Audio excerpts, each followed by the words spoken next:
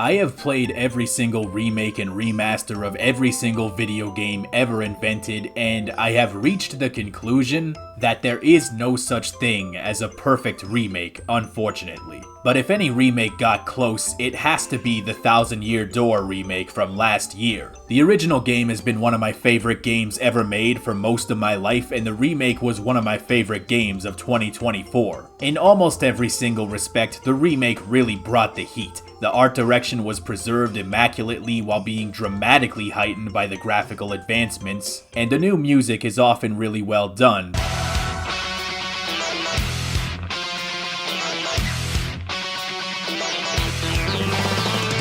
But even if you don't like it, you can swap back to the old music whenever you want. Cutscenes have a lot more emotional weight because the characters are a lot more expressive and animated, heightening the existing story and writing to a greater peak than it reached originally. Certain frustrating elements of the original game, in particular the backtracking, were cleverly streamlined. And on top of all of that, the game has all kinds of new features and content that make it feel a lot more whole than ever before. There are quite a few ways to go wrong when making a remake, like ruining the gameplay or misunderstanding the artistic intention of the original in part or in whole, or obliterating the difficulty from the face of the earth in attempt to be universally accessible. The TTYD remake avoids these mistakes in 95% of cases, and in just about every respect, it makes for a phenomenal remake, the kind of remake I never thought I would live to see. Playing through the remake made me feel right at home, but since I had already played the original so damn many times, I already knew most of the cool shit that was going to happen, and I've never lost that desire to see something more, something different from the world of Rogueport.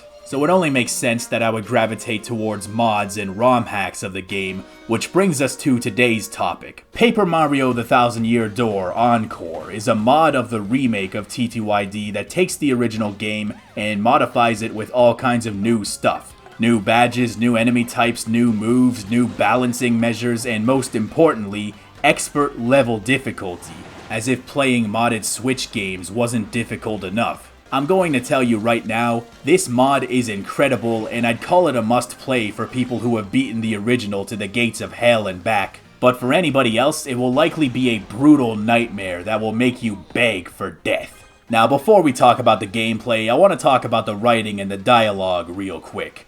Now, when I said the remake was phenomenal in just about every respect, I did mean it, but if there's one area where it frustrated me, it was in the writing. A handful of elements of the original were censored and modified in ways that I strongly felt were unnecessary.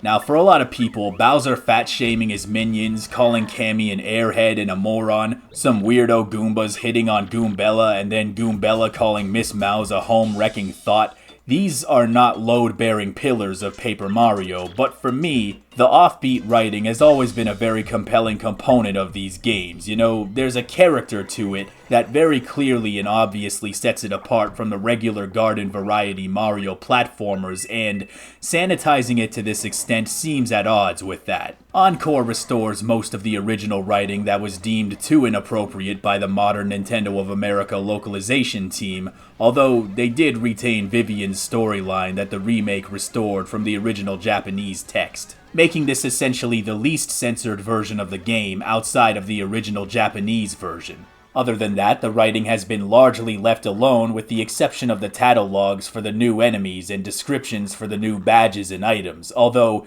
there is an extremely funny fourth wall break right before the fight with Cortez where he tells you to equip the Nostalgic Tunes badge because the original boss music is way better.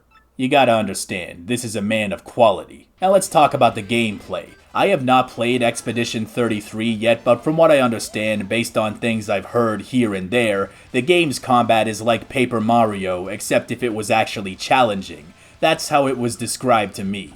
Considering TTYD Encore is quite hard as it is, I assume that playing Expedition 33 feels pretty much the same. So, if you haven't gotten around to playing it yet, play this mod instead because the experience is interchangeable. Something you should know about me is that I have played the original TTYD to hell and back. I'm talking 100% completion. All badges, all recipes, full catalog, I've seen it, I have done it. There are probably only 7 people in the world who have played this game more than I have, so I think it's fair to say that, I know my shit. I've been around the block. So, when I saw expert level difficulty being advertised in this mod, I just kinda shrugged. I figured, hey, how hard could it possibly be? I'll answer that question by telling you that I got stuck on the first boss. Yeah, really, Hooktail just absolutely ruined my life. I just could not believe that I was stuck on Hooktail, and once I beat her, I found myself in Chapter 2 fighting the Shadow Sirens 6 times. And it was at that point that I started to ask, okay, can I actually beat this game?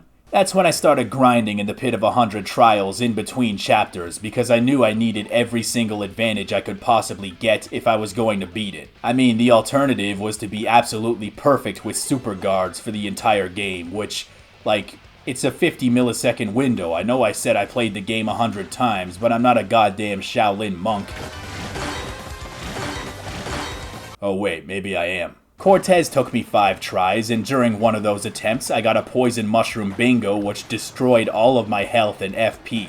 It was at this point that I was seriously considering, just giving up. I could not believe that I was getting so thoroughly demolished by the game. And I totally could have. I had enough footage, I had enough material, I was fully ready to quit there. And then I went and beat the rest of the game just to prove that I'm a real fan. The difficulty primarily comes from health and damage stats that have been completely reworked for every single enemy. They not only hit harder than ever before, but they also tank way more damage, not to mention the status effects are absolutely all over the place. Like, a regular X-Naut grunt can get 3 stat buffs in one turn just from drinking a stupid fucking potion. The difficulty feels absurd and outrageous in the beginning, but once you actually accept the reality and you start really working with the tools you have available, you begin to understand just how deliberate it is. This is not just some dickhead Kaizo mod made by some evil bastards who just think it's fun to piss off the player. The cool thing about the difficulty being as unforgiving as it is that it completely recontextualizes so many of the mechanics and power-ups from the original game. There are tons of badges, moves, and items that I would never use in the base game because my strategies rarely required them. You may not understand why the game is giving you 700 damage dodge badges and 14,000 happy hearts until you realize just how hard enemies hit and how much health they actually have. Because you can't just get power pluses all the time and use charge over and over and over again to make yourself do 58 damage in one hit, you have to think a lot harder about how to hit harder and how to mitigate damage. If you thought you'd be able to just breeze through this game using the broken badge setups from the base game, you are in for a rude awakening. Most of the original badge placements have been completely tossed up, and even the luxury of buying badges from Dazzle with star pieces is no longer an option. Although if you get every single star piece in a chapter, he'll tell you the location of a super secret badge by putting a cute sketch in the art book.